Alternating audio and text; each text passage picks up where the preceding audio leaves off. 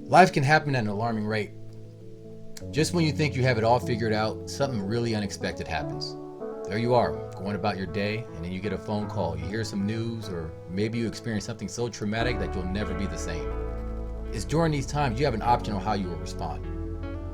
While you may want to just curl up in a ball or just shut the world out, these are the times where you really need to apply the lessons of resilience that you've learned throughout the years. Join me as I journey through grief, gratitude, and growth, and as I reflect and share the lessons that I learned from the greatest role model that I know, my mother, Jermaine Riley. I am Victor Reynolds, and this is Mild Riley's Resilience. So in the last episode, I introduced you to the loss of my mother. We talked a little bit about what resilience is and how I learned about strength in life and how resilience really shows up in ways that you may not expect. Today will be a more difficult conversation. It requires a different type of strength for me to get through this. So remember in the last episode, I did mention a bit about sometimes strength is being the softest piece of a hard situation. And what I mean by that is sometimes to really show strength, you have to be vulnerable or show some emotion or characteristic that wouldn't normally be considered something a strong person would do. But looking back at it, being strong enough to allow yourself to be vulnerable, because that's what the situation calls for, that's what will help the greater good, is much stronger than just lashing out in anger or some kind of negativity, trying to protect yourself. Because in reality, what you're doing in those situations, you're just trying to protect and deflect and run away. To actually be there to bear yourself and to deal with it with yourself or with your loved ones, that takes a lot of strength. And sometimes it's hard to muster that. Now, there's a bit of strength that I'm personally dealing with that has been tough. And that's been my inability to forgive the murderer of my mother. First, a Vacaville man accused of doing the unthinkable. Yes, son behind bars tonight accused of killing his own mom in her own home. Today's shocking discovery started early this morning with a disturbing 911 call where a woman could be heard screaming in the background. When officers arrived, they found a woman's body inside. Police say she was stabbed multiple times. The woman's own son. My little brother, Shane.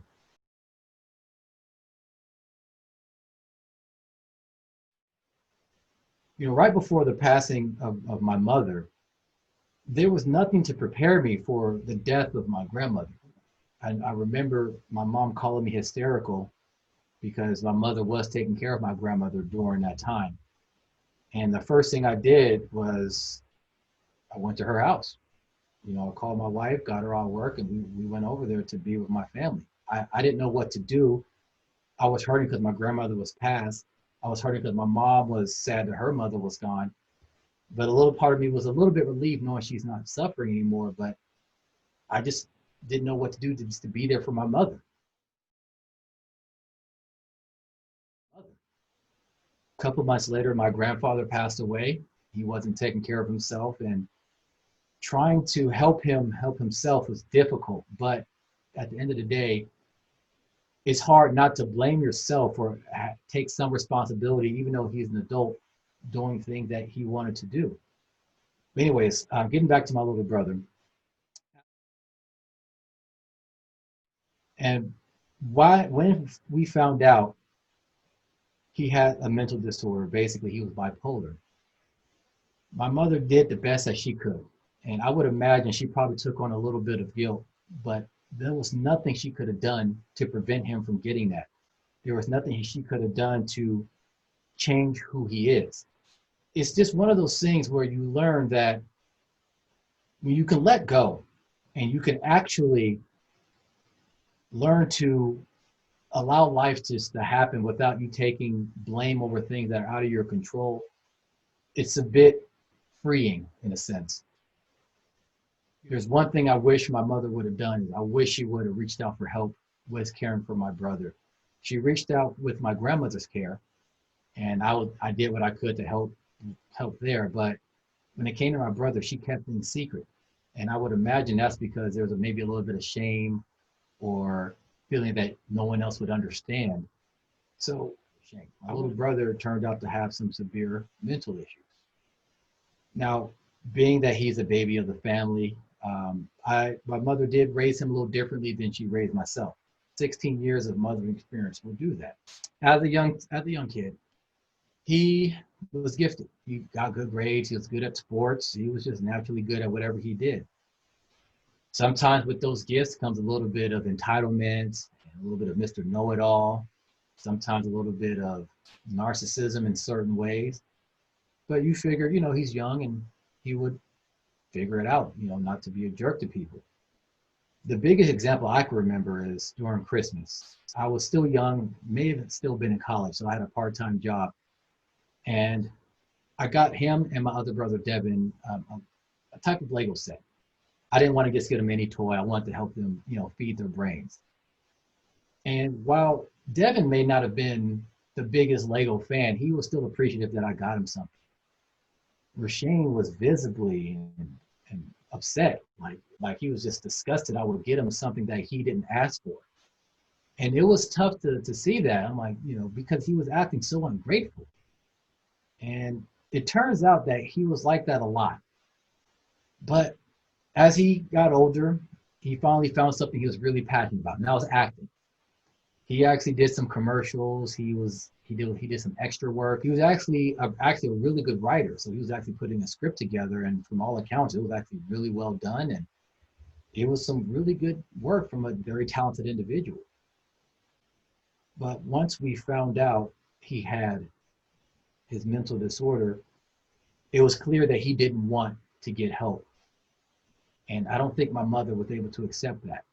He didn't want to take his medicine because of how it made him feel. He didn't want to do a lot of things. And, thinking about it now, maybe there was a lot of guilt that my mother had. To be honest, I just don't know. But the last time I seen my mother was at my sister had a birthday party for her kids. And my sister described my mother that day as vibrant, in a great mood, just glowing. Maybe it's because enough time from my grandmother's passing that she was able to let that go and release it. I'm not sure. But it was a good time, celebrating birthday, the little kid's birthday with the family. And a couple of days later, it was Halloween of 2019. And I just get a text from my sister. Now we have a family thread that we just text each other on, and my sister just has one text that says "Mom?" And at that time I saw that something didn't feel right. But I worry about my family a lot. So I'm like, you know what, let's not jump to conclusions. Just because my mom didn't answer right away doesn't mean anything. And then an hour later, I get a phone call from my sister. She's hysterical. She is screaming, "Shane killed Mom. Shane killed Mom." And I remember just screaming like, what? So much confusion and anger and like, no, this can't be real. And, I'm trying to find out what happened. And the first thing I wanted to do was call my mom, because I was going to go over there. It's the same reaction I had when my grandmother finally passed. I went to my mom to be with her. I didn't know what to do because she was no longer here. I tried to pretend it didn't happen. I tried to pretend it was wrong. I tried to pretend like we're just all being this big mistake and this will be cleared up soon. And I tried to just get on with my day, and I couldn't. And I started just calling people just to let them know what was going on. And I called my wife, and I remember being terrified because I lost my grandmother, I lost my grandfather, and I just lost my mother tragically. And my wife at the time was at work. And I was so afraid that, because she was upset of what I just told her, and I was so afraid I was going to lose her too.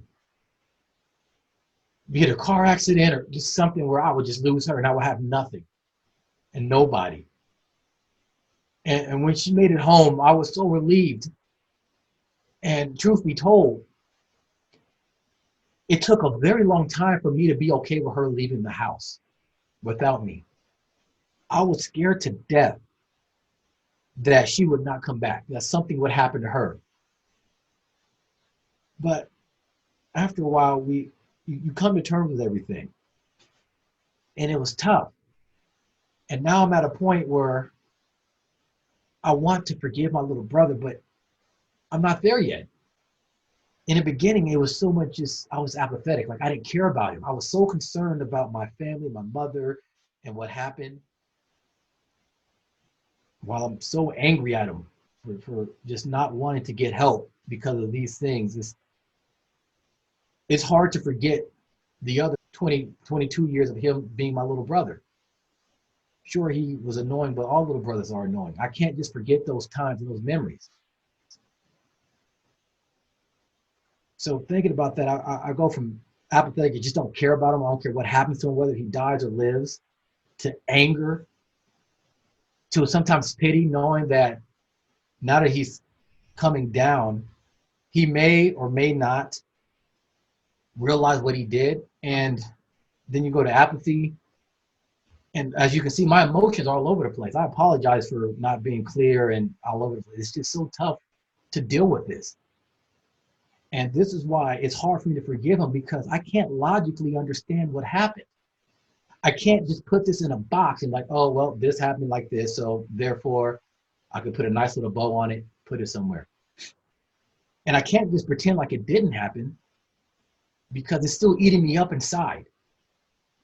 It's eating up my kids. My son still cries for Grandma Germaine. It happens less frequently now, but he still cries for her. The last time he cried for her was after he finished his first grade. He had a little mini graduation for first grade. And everything was good until little at the end of the night, he was like, do you think Grandma Germaine would be proud of me? And it just broke my heart. And when I think about what happened to the family after this tragic incident and forgiving him, I don't have the strength to do that yet. I wish I could just forget it. I wish it didn't happen. I wish I had a time machine. And sometimes I blame myself for not seeing the signs, not getting my mom out of there, not forcing her to kick him out of the house, or whatever it would take to get him on the right track. He had acting to help him get himself out of darkness.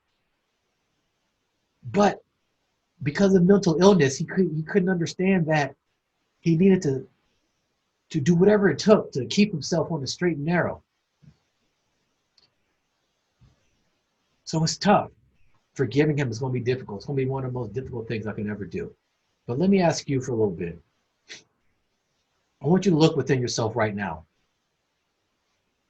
What situations are you struggling with right now that is impacting your growth? What situation are you struggling to release that the negativity is holding you back? It's like that anchor that's holding you down and preventing you from ascending to a higher identity, to a higher being, to helping you be that person you want to be. What are you doing right now to help yourself heal? What are you doing right now to help yourself let go so you can move on? My mother understood forgiveness is not about the other person. It's always about yourself and letting go of that negativity. I know for a fact that she's forgiven him from heaven above. I know that. And I want to be there too. But the most I can do is pay it lip service and say it. I can't necessarily really forgive right now. And I know this is holding me back in certain ways. And I do know with more time, more therapy, more self-development, I am going to get there where I can let go of this and I can be at peace with it. It's going to take time. But I want this lesson for you to just understand that there's probably a pain in your life. It doesn't got to be big. It could be small. It could be a belief that you have. That's a lie that you keep telling yourself. You keep propagating to yourself that you can't do something. You can't be something, that this person's a certain way and that's just how it is. And because of that, I'm affected. That's not necessarily true. I want you to just understand that to be forgiving is to be an example. think about the importance of letting certain things go so you can ascend to that higher identity. Letting go of that negativity because it is not serving you right now. It could have gotten you through that tough moment, but right now, is it really helping you? We have to dig deep for that strength to help us do this.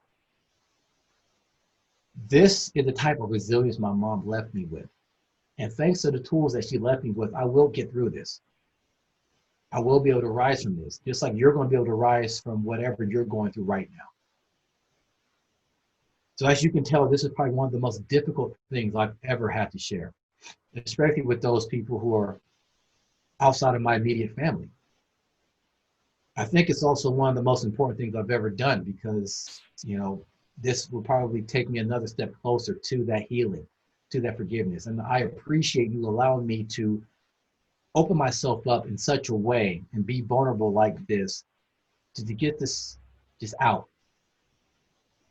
As I said before, I urge you, if you have any type of issue, please seek out help for it, no matter what it is, big or small. This is why we have family, we have community.